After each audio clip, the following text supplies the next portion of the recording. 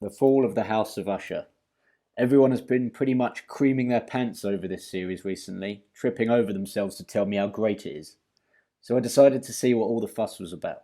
Firstly, if you're expecting a classical retelling of Poe's original tale, then you're shit out of luck.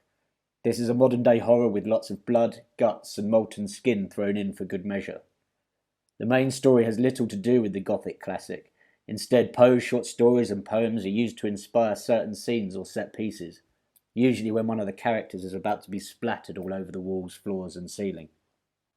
The narrative centres on the ill-fated Usher family and the collapse of their pharmaceutical empire. The 6 Usher children are dead. Roderick Usher, the family patriarch, has been struck down with a mysterious affliction, his company is being investigated for causing an opioid epidemic, and there is a rat in the family who is ready to spill all their secrets. Roderick, realising everything has gone tits up and suspecting the end is nigh, invites his nemesis, Principal D.A. Auguste Dupin, to his creepy childhood home to hear his confession.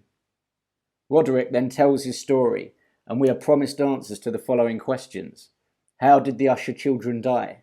How did 2 poor orphans work their way up to run Fortunato? Who is the mysterious woman haunting Roderick? And who is the family turncoat? The first 2 episodes do a pretty good job of setting up these mysteries. The interactions between Roderick and August in the haunted house are great. The setting is eerie and there's a real sense of unease. But the first cracks start to appear with the introduction of Werner. Channeling a mix of death from the Seventh Seal and more alarmingly invoking memories of Liz Hurley and Bedazzled, Werner is just not creepy or intimidating. I've been more scared of my toilet bowl the morning after I've sunk 8 pints and a dodgy doner kebab.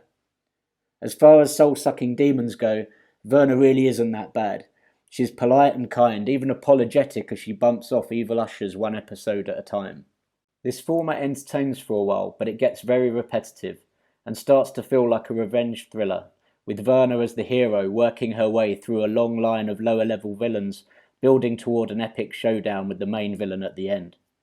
Another problem is, the children are just too unlikable. You really don't give a monkey's toss they're being wiped out. As such, the reveal of Roderick and Madeline's deal with the devil is almost as inconsequential as it is surprising. Oh, I did not see that coming! The sacrifice they're making is barely any sacrifice at all because the next line of ushers are such scumbags. Surely it would have been better if we were made to empathise and feel sorry for the characters as they were wiped out.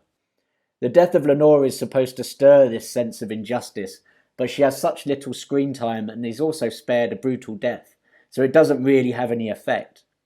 I can't help but think that if this had been a genuine Poe story, she might have been the one tricked down to the cellar and entombed alive. Also, I'm not sure Poe would have subjected us to the "there's more to life than money and power" message at the end of the series, which was so cheesy it almost had me vomiting blood. Don't get me wrong, it's not that House of Usher is bad, but it's just not that great either. And the fact it's got so much attention speaks volumes for the quality of modern film and TV at the moment. There are lots of good things about House of Usher. Some of the dialogue is great, and most of the acting performances are first class too. A special mention must go to Mark Hamill, who excels as the Pym Reaper, although I'm a little embarrassed it took me more than 4 episodes to realise who the actor was. Are you blind? Are you blind? House of Usher is definitely worth a watch, but it doesn't have the feel of a Poe story. There wasn't a great sense of mystery, and it started to become a little disjointed with all the random Poe elements sandwiched in.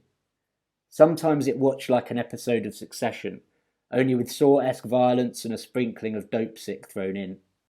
While House of Usher is certainly better than half of the shite that makes its way onto our streaming services, I can't help but feel a little disappointed. I think we came close to getting something truly iconic here, but in the end, we only got lemons.